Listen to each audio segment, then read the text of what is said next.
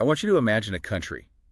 Just picture a place where the education system is completely, undeniably dominated by women. Okay, color me intrigued, like structurally dominated. Oh, absolutely. And I don't mean a slight statistical edge that you have to like squint to see. Yeah. I mean a massive structural advantage. But we're talking about women spending significantly more years in classrooms, graduating at much higher rates, that kind of thing. Exactly. Holding the vast majority of the academic credentials. In this specific country, when you measure foundational gender equality, things like access to schools, long and healthy lifespans, the absolute bedrock of human capability, it ranks fourth in the entire world. Wait, fourth, as in top 2.1% of the planet. Yep, top 2.1%. Well, I mean, it sounds like the ultimate success story, A post-gender barrier utopia. It really does. It sounds like the finish line we've been trying to cross for a century. But Yeah. here's the reality check. Uh-oh. I knew there was a catch. Yeah, a big one. In that exact same country, with that exact same incredibly educated female population, women make almost $8,000 less a year than men. Wow. Almost 8,000. That is a huge gap. It is, and it gets worse. Just recently, their political representation in the national parliament inexplicably fell off a cliff. Which completely shatters the entire illusion, right? I mean, we are taught that education is the great equalizer. We hear it all the time. Right, but the data here is screaming that the equation is fundamentally broken. Welcome to the gender paradox. That is the actual mission of our deep dive today. We've got our hands on an absolute mountain of United Nations human development data. It's an incredible data set, honestly. It really is. It tracks a society all the way from 1990 to 2023. And our subject today is the beautiful Caribbean twin island nation of Antigua and Barbuda. And, the depth of this UN data set is just incredible. We aren't just looking at one metric in isolation. Right. It's way more comprehensive than that. Yeah, exactly. We are looking at decades of raw data tracking health, wealth, educational attainment, structural inequality, and even the environmental pressures of maintaining an island economy. And the reason we are spending a deep dive on this specific nation is because their data exposes a flaw in how we all think about progress. It really forces you to reevaluate things. It does. We're going to be contrasting two major UN metrics today, the Gender Development Index and the Gender Inequality Index. Which sounds similar, but measure very different things. Totally. And I promise you, understanding the canyon between those two metrics will completely change how you view your own local economy. We really need to unpack the actual mechanisms of this paradox. We are asking a very uncomfortable question today. Which is? Why doesn't a massive undeniable advantage in the classroom translate to economic and political power in the real world? Like, how does all that human capital just evaporate when it hits the labor market? It's a great question. But before we can tear into that paradox, we need to establish the baseline. Right, setting the stage. Yeah, we have to understand the environment this is all happening in. So setting the gender disparity aside for just a moment, how is Antigua and Barbuda actually doing on the global stage? Well, they're performing remarkably well, actually. This is a nation that has built a highly resilient foundation of human development. Okay, how does the UN measure that? They use the Human Development Index, the HDI. It's a composite statistic, so it doesn't just look at how much money a country has. Right, because having a massive GDP doesn't mean anything if your citizens can't read or, are passing away in their 50s. Precisely. It combines life expectancy, educational access, and per capita income to give a holistic picture of whether a country's citizens are actually thriving. Got it. So what does their HDI trend look like? A perfect HDI score is 1.0. And if we look at the trend line for Antigua and Barbuda, it is a story of steady, commendable progress. Back in 2007, they sat at 0.827. Okay, not bad. Not bad at all. And by 2023, they climbed to 0.851. Which puts them at a global rank of 54 out of 203 countries. Exactly. They are in the top quartile of the planet, officially classified as a country with, quote, very high human development. That's amazing. Yeah. But think about what that classification actually means on the ground. Right. The real world impact. Yeah, it means stable institutions, functioning public health infrastructure, widespread access to primary and secondary schooling, and a modernized economy. It is in a nation that has systematically figured out how to build a middle-class reality for its citizens. But, development isn't a straight line. Especially not for a Caribbean island nation. No, definitely not. The data shows an absolutely massive economic shock right in the middle of this upward trajectory. You're talking about 2020, the pandemic? Yeah, exactly. The pandemic. Let's look at the actual dollars here because it paints a really vivid picture of vulnerability. We are tracking gross national income, or GNI, per capita. Right. So in 2019, their GNI per capita had hit a high of $28,447. That is a very solid, thriving economic baseline. Then 2020 hits, global travel stops, and the floor completely drops out. Their GNI plummets to $22,900. I mean, that is a sudden loss of over $5,000 per person, almost overnight. It's staggering. It is. We have to contextualize what that means for a nation like Antigua and Barbuda. This isn't a massive, diversified continental economy that can just, pivot to domestic manufacturing. Right. They can't just suddenly start building cars. No, they are a twin island state heavily reliant on global tourism, hospitality, foreign direct investment, and international trade. When the cruise ships stop coming and the flights are grounded, the economic freeze is absolute. You're talking about taxi drivers, hotel staff, restaurant suppliers, tour operators. Yeah.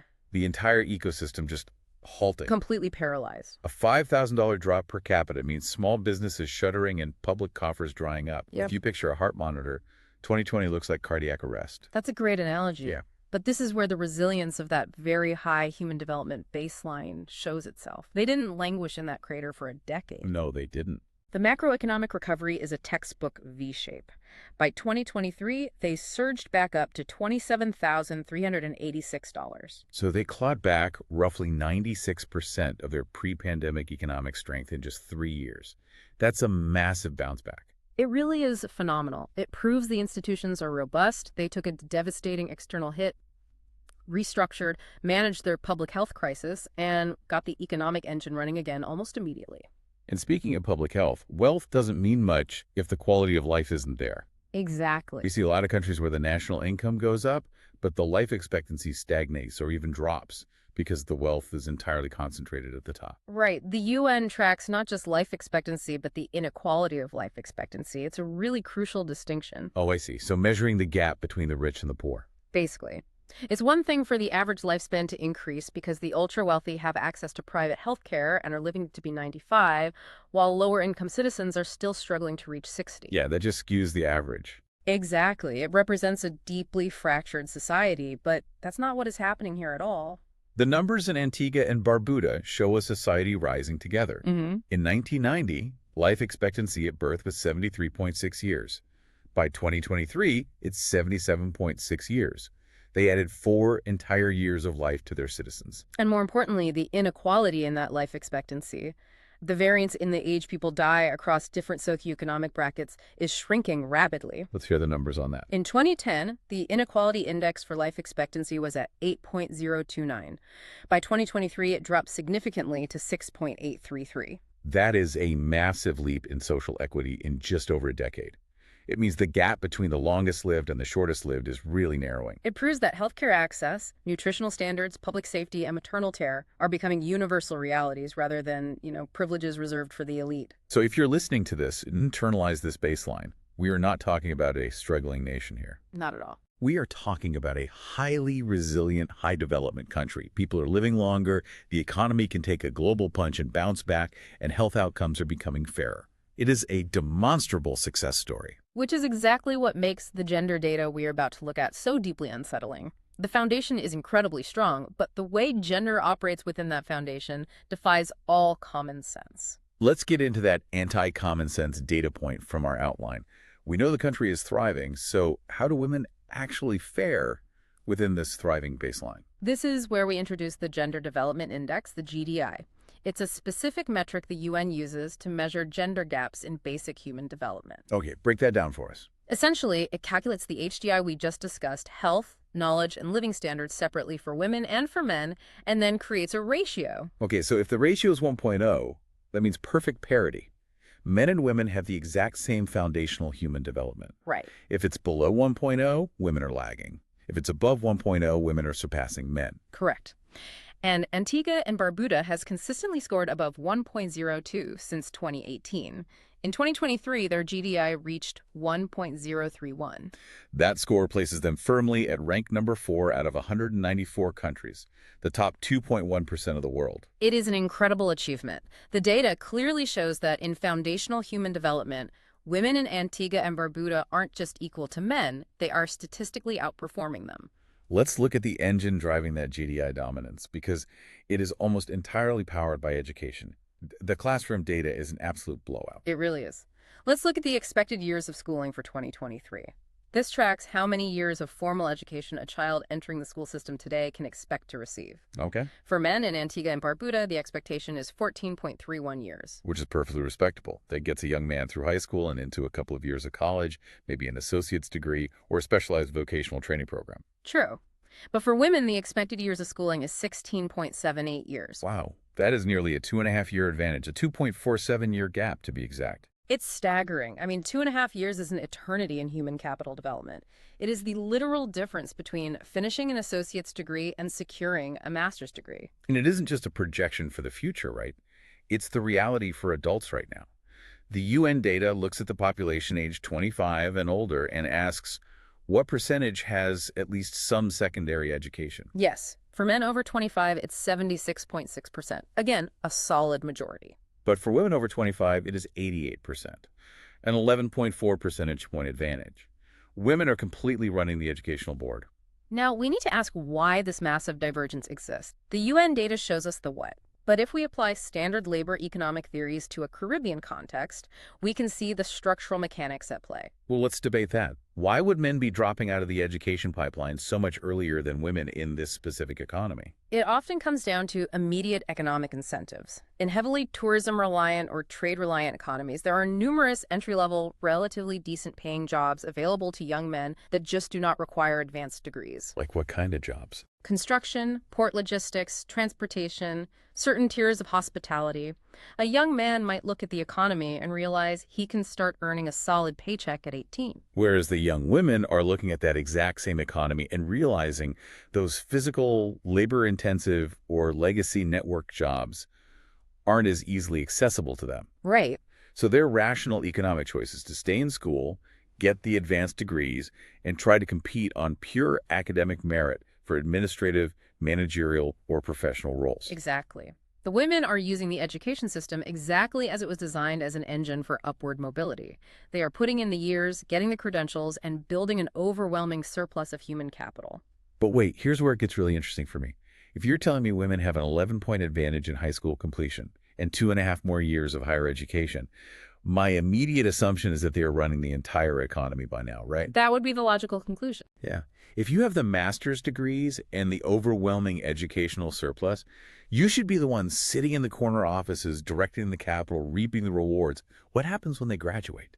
That's the billion-dollar question, because education doesn't automatically equal leverage. We love to assume the economy is a pure meritocracy that the person with the most credentials wins. Right. But the data from Antigua and Barbuda proves that it isn't. The education pipeline is incredibly strong, but there's a massive leak when it hits the bank account. Which brings us to the first brutal reality check. The missing money. The UN data maps out the economic conversion of all this education, and the pipeline is totally fractured. Let's look at the actual income statistics for 2023. We just established that women have a massive educational advantage. The mean years of schooling, the actual average time spent in a classroom for adults, is 12.17 years for women compared to 11.07 years for men. So a full year more of completed education across the entire adult population. Yes, so they're objectively more educated. By every law of free market economics, they should be earning more, or at the absolute minimum, the exact same. Right, but they aren't, are they? Not even close. The gross national income per capita for women is $23,694.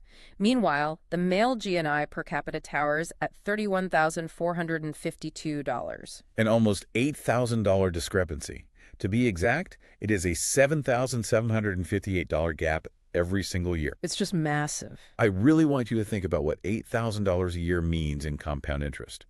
Over a 10-year period, that is nearly $80,000 of lost wealth. Yeah, and over a 40-year career, that is over $310,000. That is the purchase of a home. That is total retirement security. That is generational wealth that these highly educated women are simply being denied. It is a profound structural wage gap. Yeah. The foundational promise of modern society is the educational dividend, right? Study hard, get your degrees, and the economy will reward you. That's the promise. But that promise is fundamentally broken here. The educational dividend is utterly failing to translate into income equivalence. The input is stellar, but the economic output is rigged. Okay, but I have to push back here.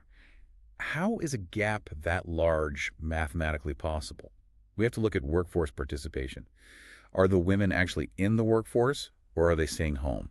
The labor force participation rate does explain a fraction of this. In 2023, the labor force participation rate for women was 69.6%. For men, it was 76.0%. So there's a persistent 6.4% gap in participation. Yes, and while 69.6% is actually quite a robust female participation rate globally, that 6.4% gap means a chunk of this highly educated female population is missing from the formal economy. But why? If you spend 17 years in school, why drop out of the labor force? It's the unpaid care economy: childcare, elder care, domestic management.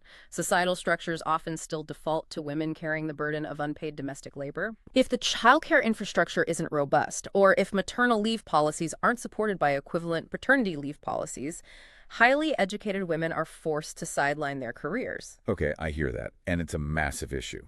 But a 6% gap in labor participation mathematically cannot justify an $8,000 wage gap for the entire population. No, it can't. Even if we account for the women not working, the women who are working are still being massively underpaid compared to the men. There has to be something else going on. You're absolutely right. The participation gap is only a symptom. The real disease is industry segmentation. I want you to think about your own industry. Okay? Does an advanced degree automatically grant you access to the most lucrative sectors of an economy? Or do male-dominated legacy fields still control the monopoly on high salaries? Are you saying women are getting degrees in fields like teaching, nursing, and administration, while men, even with fewer degrees, are going into construction management, high finance, and upper-level tourism operations? Exactly. The labor market valuation of education is highly gendered. An associate's degree in a technical trade, or a few years working your way up the ladder in logistics or port authority, often pays significantly more than a master's degree in a care or administrative field. So the market is essentially looking at these women and saying, we see your 16.7 expected years of schooling, we see your master's degree, but we are still going to pay the guy with a high school diploma $8,000 more a year because he works in resort management and you work in social services. Precisely. The education system is functioning flawlessly, but the economic structure waiting for them at graduation is segregated. Men hold the levers of the high-yield industries. And that brings us to the core illusion of that ranked number 4 GDI score. Right, because if they're ranked 4th in the world for gender development, but women are losing hundreds of thousands of dollars over their lifetimes, the GDI is missing a huge part of the picture. There must be another metric that captures this structural unfairness. There is, which is why the UN uses a second metric, one that cuts through the illusion: the Gender Inequality Index, or GII. Let's clearly define the difference for the listener, because this is the crux of the entire paradox. The GDI, where they rank 4th, measures potential. It measures the capabilities a society has built up. Are women healthy? Are they living long lives? Are they sitting in classrooms? It measures the raw human capital. And the GII. The GII, however, measures the societal structural hurdles. It measures reproductive health risks, political empowerment, and labor market realities. It measures what happens when you try to deploy your potential in the real world. And when you look at the GII for Antigua and Barbuda in 2023, the score is 0.240, which drops them to an incredible, underwhelming 65th in the world. From number 4 in raw potential to number 65 in lived structural equality. So what does this all mean? It's like building a world-class, high-performance sports car that's the education and health data. But when you put that car on the track, the lane it has to drive in is covered in speed bumps and roadblocks. That's exactly it. The car is perfect. That track is the societal structure. It's a great way to visualize it. Now, to be fair to the historical progress of the country, we have to make sure to celebrate the areas where the structural roadblocks have been cleared. Right, specifically in the realm of physical survival and reproductive health. Yes, we have to highlight those health triumphs because the GII heavily incorporates reproductive health. You cannot even begin to talk about economic parity or political leverage if simply surviving childbirth is a coin toss. Or if young girls are continually forced out of high school by early pregnancies. Exactly. The biological tax on women has to be addressed first. And the UN data shows they have aggressively addressed it. Let's look at the maternal mortality ratio. In 1990, out of every 100,000 live births, 58 women died.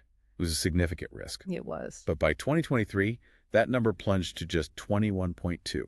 That is a phenomenal achievement in maternal medicine, prenatal screening, and hospital access. They reduce the ultimate biological risk by more than half. And the adolescent birth rate tells the exact same story of systemic intervention. In 1990, out of every 1,000 young women between the ages of 15 and 19, 78.3 were having children. High numbers. Yeah, but by 2023, that rate was dramatically slashed to 32.9. Think about the mechanism behind that drop. Better reproductive education, access to family planning, and a cultural shift prioritizing female education. By keeping teenagers in the classroom instead of the maternity ward, they directly enabled that 88% secondary education completion rate we marveled at earlier. Okay, but this makes the paradox even more infuriating. How so? What's fascinating here is that the state has successfully mitigated the extreme physical risks to women. Health barriers have been halved. Therefore, the remaining barriers keeping them stuck at rank 65 are entirely, 100%, human-made economic and political choices. You hit the nail on the head. The biological hurdles are cleared. What remains is the glass ceiling. And to understand why that ceiling is made of bulletproof glass, you have to look at who is building the house. Which brings us to the second layer of the paradox, the political knife. We've eliminated health as the primary barrier. We know women are thriving academically. We know they are entering the workforce, albeit with an $8,000 penalty. Right. But who actually makes the rules? Who holds the power to change those labor laws? Who mandates corporate transparency? The national parliament, with the legislators. And this is where the UN dataset delivers its most alarming, abrupt shock. In the entire source stack, this is the craziest number to me. It's definitely the most jarring. Let's track the share of parliamentary seats held by women. For a significant stretch, from 2018 right through 2022, female representation in the national parliament was sitting at a record high of 31.4%. Nearly a third of the seats. Now, that is not perfect 50-50 parity, obviously. No, but in political science, a third of the legislature constitutes a critical mass.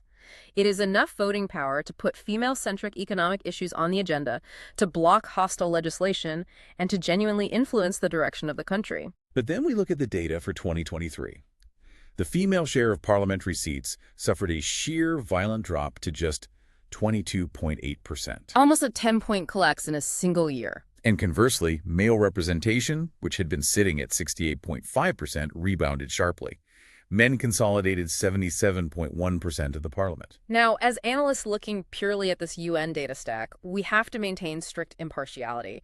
The UN data set does not explain the domestic political maneuverings, the specific party shifts, or the ideological battles, whether left-wing or right-wing, that caused this drop. Right. We are not attributing the sudden loss to any specific political faction or ideology in Antigua and Barbuda. Exactly. We simply present the data as a sudden structural hemorrhage of female political empowerment. The door just slammed shut.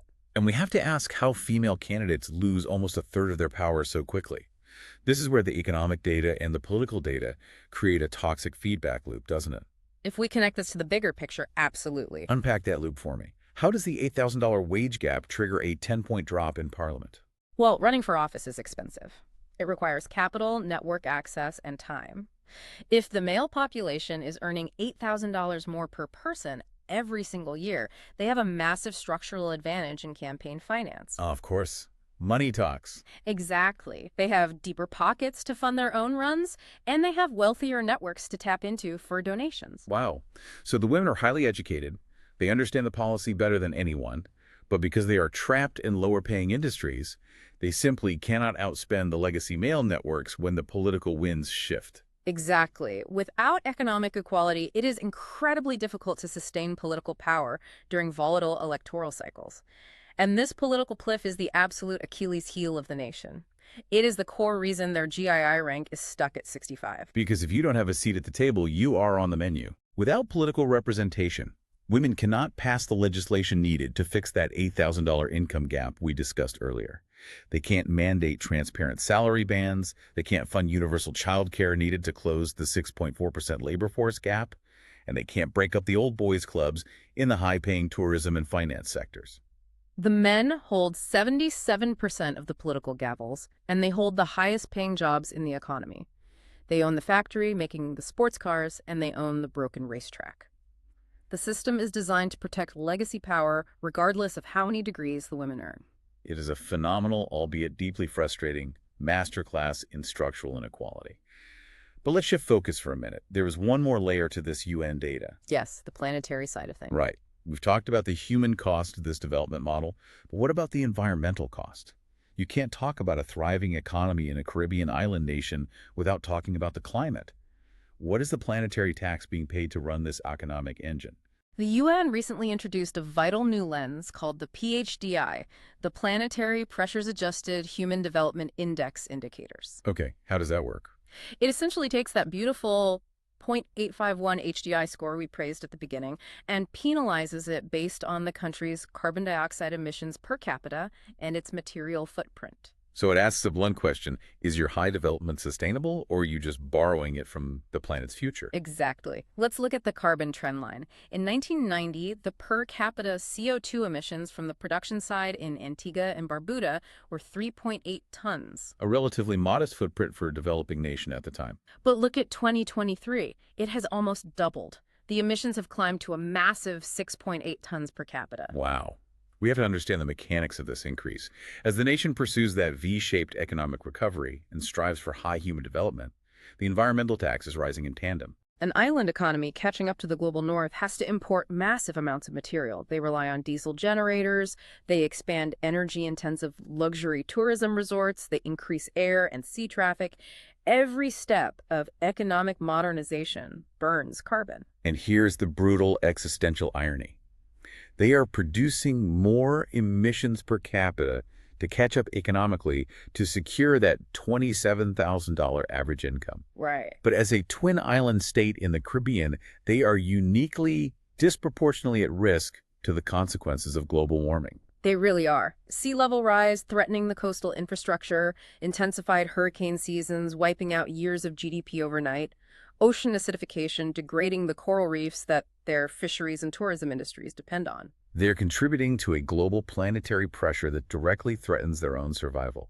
It is a macro paradox layered right on top of the gender paradox. It's a tough spot to be in. They need the economic growth to survive in the modern world, but the method of that growth is eroding their physical island. Which brings us to the climax of this entire deep dive. We've got the data, we've laid out all the pieces of the puzzle, we have the phenomenal education data, the broken economic pipeline, the political collapse, and the rising environmental threat. But how does the machine actually work? And more importantly, how do we fix it? We need to visually deconstruct the causal funnel we've mapped out from our presentation outline, and then pull the specific policy levers the academic data suggests. Let's walk through that logical flowchart one last time to make sure the mechanics are crystal clear.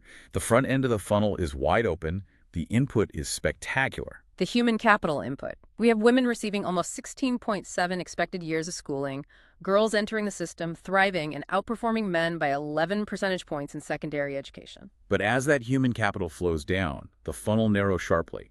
We hit the middle phase, a blocked conversion phase. Right. The labor force participation hits a ceiling at 69.6% due to unpaid care burdens, and the women who do work hit an industry-segmented glass ceiling. The educational capital is trying to flow into the economy, but the valve is deliberately stiff. Exactly. And then we reach the back-end output, the narrowest part of the funnel. Massive output imbalance. The educational capital has suffered a severe loss in conversion.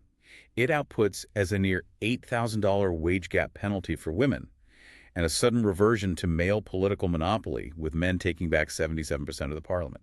The UN data proves, unequivocally, that excellent input alone cannot override a system designed to protect legacy power.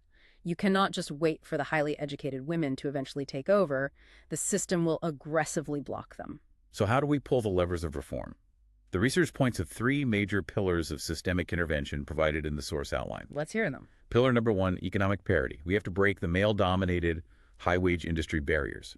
If 88% of women have secondary education, how do you convert that female secondary education rate into high-value job placement? This requires active, aggressive labor market policies. The government needs to audit why top-tier tourism management, logistics, and finance roles are paying men significantly more.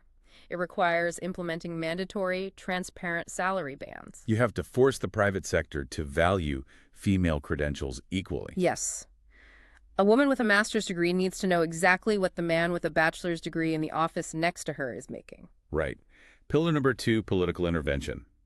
There has to be a serious, systemic investigation into the 2023 Parliament drop. Why did the female parliamentary seats plummet? What structural barriers prevented female incumbents from retaining their seats? And this inevitably leads to a discussion about quota systems. Really? Quotas. Yeah. Many high development nations have looked at their own data and realized that political power does not naturally yield to merit. It protects itself. Implementing temporary legislative quotas for female candidates can prevent this kind of disastrous future backsliding. Meaning political parties must run and fund a certain percentage of women. Exactly. It ensures the demographics of the parliament actually reflect the demographics of the highly educated population. Which brings us to pillar number 3, the sustainable transition.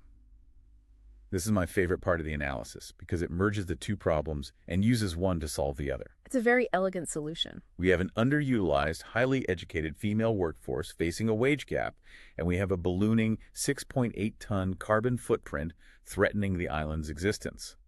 How can the nation use its highly educated female human capital to lead a green economic transition? You essentially build an entirely new green lane on that racetrack, and you put the female sports cars in it. You create pathways for these educated women to lead in renewable energy sectors, sustainable tourism management, and climate resilience planning. You give them the high-paying jobs of the future, closing the $8,000 wage gap, while simultaneously curbing the carbon emissions. You don't just ask the legacy industries to nicely make room for women. You build a new sustainable industry and put the women in charge of it.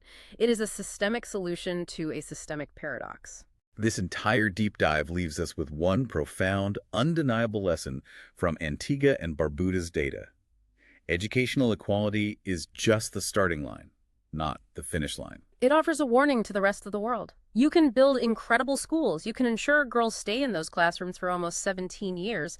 You can achieve a gender development index rank of 4 out of 194 countries. But ranking number 4 in foundational development means nothing if you rank number 65 in real-world structural equality. Exactly. If there are no rigid mechanisms for economic validation and firm political empowerment, all that potential is just trapped behind glass. Statistical parity on a school's attendance sheet will never organically evolve into real social equality without deliberate, forceful, structural change. Breaking that final glass ceiling, achieving true economic and political empowerment is the absolute only way to achieve truly high-quality, sustainable human development. The pipeline has to be fixed from the classroom all the way to the parliament. I want to leave you, the listener, with a final provocative thought. We just spent this time analyzing a beautiful island nation thousands of miles away for some of you. But I want you to look at your own local reality today. Hold the mirror up to your own community. Look at your own workplace or your local city council, your mayor's office. If we mapped out the education levels versus who actually holds the purse strings, who gets the highest bonuses, and who holds the political gavels, what would we find? Would you find a gender paradox hiding in your own backyard? What invisible structures are overriding your community's education? Because if a structural paradox this deep can exist in a country that ranks 4th in the entire world for gender development, it's almost certainly happening right next door to you. Until next time, keep looking past the surface data and keep asking the hard questions.